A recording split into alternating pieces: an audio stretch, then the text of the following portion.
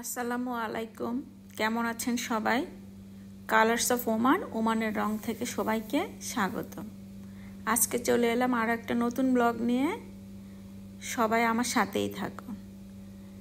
আমরা আজকে চলে এসেছি ওমানটেল কাস্টমার কেয়ারে। আমার সিমের একটা সমস্যা হয়েছিল, সেটা ঠিক করার জন্যই আমরা এখানে এসেছি। এখন বাজে রাত 9:15-20 এরকমই হবে। তো অফিস শেষ করার পরে আমরা এখানে এসেছি।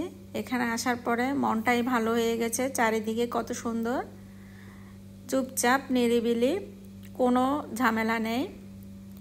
আর ওমানিরা তো সবসময় আসলে 7টার মধ্যে তারা তাদের সব কাজকর্ম শেষ করে ফেলে।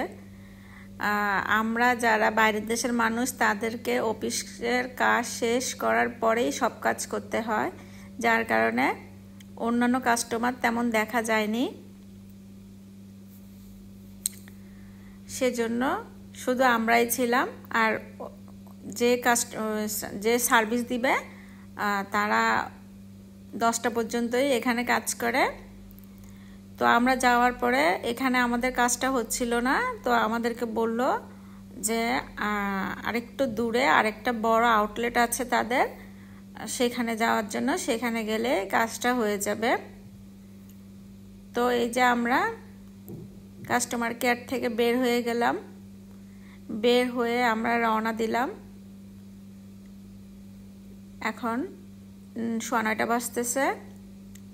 তো সেখানে যাওয়ার পথে আপনাদেরকে বাইরের অবস্থা দেখালাম। আসলে এখানে ওমানিরা সবসময় খুবই তাড়াতাড়ি তারা কাজকর্ম শেষ করে ঘরে ফিরে যায়। আবার খুব সকাল থেকেই তারা সকল কার্যক্রম শুরু করে।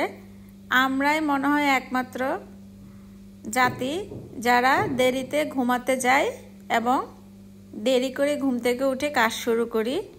করলে করলাম, না করলে নাই। আমরা হলাম অলস জাতি, এটা আমার ধারণা। এই যে আমরা সিটি সেন্টার চলে আসলাম, যেখানে বললো আসার জন্য যে এখানে গেলে আমার সিমের কাজটা হয়ে যাবে। তো আমরা এখন সিটি সেন্টারে আসলাম। সিটি সেন্টারে আসার পরে এটা বাইরের অংশ, আমরা ভিতরে যাচ্ছি। ভিতরে পার্কিংয়ে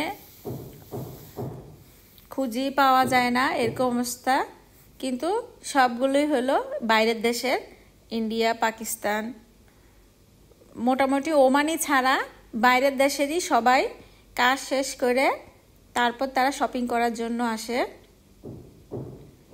যেটা বলছিলাম, ওমানিরা সবসময় তারা সকাল সকাল কাজ শুরু করে।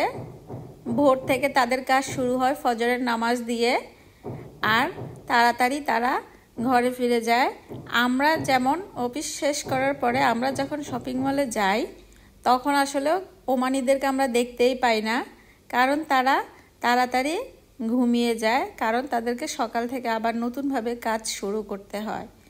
তো আমরাই হলাম এমন জাতি যাদের আমাদের ঘুমের ঠিক নাই, খাওয়ার ঠিক নাই, কোনো কিছুরই ঠিক নাই। এখন আমরা পার্কিং খুঁজতেছি। এখানে পার্কিং খুঁজে পাওয়াও একটা ভাগ্যের ব্যাপার। যদি গ্রাউন্ড ফ্লোরে পার্কিং পাওয়া না যায়, তখন ফার্স্ট ফ্লোরে যেতে হয়। যাই হোক, আমরা পার্কিং পেয়ে গিয়েছি। এখন আমরা শপিং মলের ভিতরে চলে আসলাম। এখানে যে আউটলেট আছে কাস্টমার সার্ভিস, সেখানে গেলাম। এই যে দেখেন, সেখানেও যে সার্ভিস যারা নিচ্ছে তারা হলো বাইরের দেশেরই মানুষ, কোনো ওমানিই নাই। আর যারা কাজ করতেছে তাদের টাইম শিডিউল থাকে, ওই হিসাবে তারা সার্ভিস দিচ্ছে, কিন্তু বাইরের দেশেরই মানুষ। তো আমার হাজব্যান্ড ওয়েট করছে। এখানে খুবই সুন্দর সিস্টেম, যার যা সমস্যা আছে সব কিছু সুন্দরভাবে এখানে বললে তারা সব কিছু সুন্দর করে সমাধান করে দেয়।